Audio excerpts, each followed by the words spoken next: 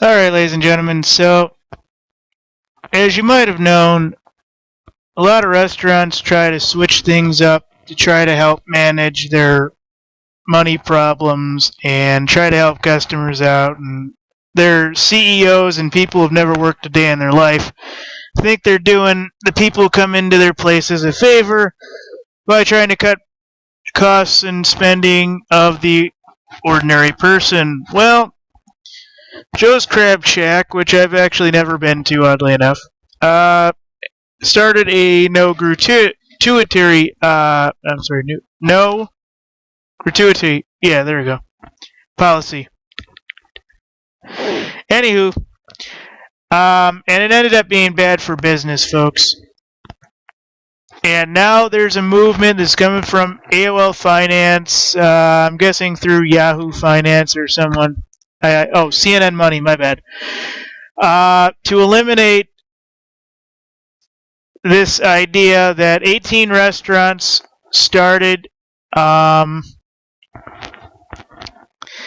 Anyways, this is a situation. The movement to eliminate tipping is picking up some big defectors. Joe's Crab Shack says it's pared back to its no tipping test for 18 restaurants, just 4 after being inundated with customer complaints, and Gabriel Stallman announced on Monday that he's bringing back the gratuities at Fedora in West Village. So this happened under a number of different restaurants, number of different chains started this. A CEO, Bob Merritt, I believe, of Joe's Crab Shack, tells investors that customers and staff spoke very loudly and a lot of them voted with their feet and basically stopped coming in. And this is basically the idea here, is that, 60% of patrons dislike the tipless model because people understand why you go into restaurants, and that's to tip your server if they're good at doing what they do. Menus had increased 12 to 15% and paid a flat $14 an hour. So we know the $14 an hour doesn't work. They got negative customer counts of 8 to 10% on average among 18 restaurants. So people know that socialism in its highest form, even when trying to look good, does not work. If you go into a restaurant and you have 5 people, you expect to do certain things, and one of them is to pay your server. And this is the new thing. And luckily it's coming back to bite the bigwigs in the ass. Thank God. They were losing probably close to 20% of the customers.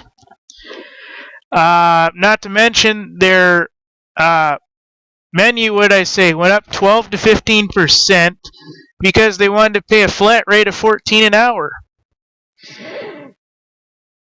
Well, that's not really good. And the percent that left on average was around 10%.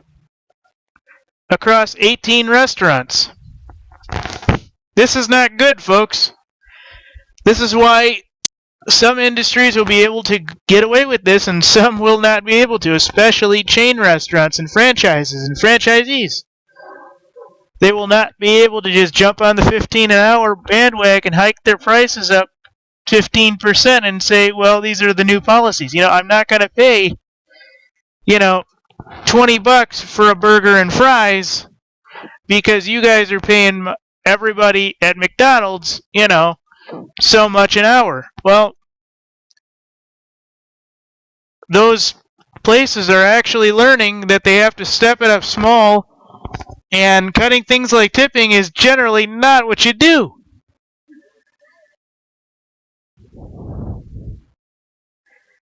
So this is just sad, folks.